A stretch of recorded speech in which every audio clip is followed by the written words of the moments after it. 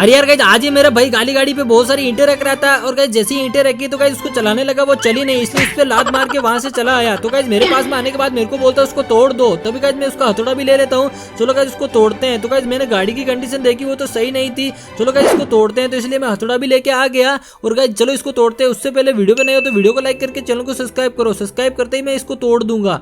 कर दिया? नहीं किया तो भी कर देना। फिर गाइस मैंने दीवार से टकराया, लेकिन यार दीवार से टकराने के बाद तो इसका कुछ नहीं बिगड़ा। चलो गाइस इसको ऊपर से नीचे गिरा के देखते हैं। तो गाइस मैंने जैसे ही नीचे गिराया,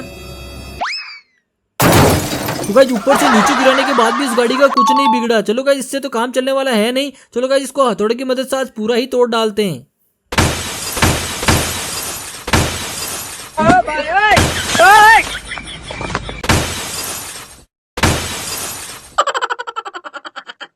अरे बाप रे, गाड़ी का तो टट्टी निकल गया।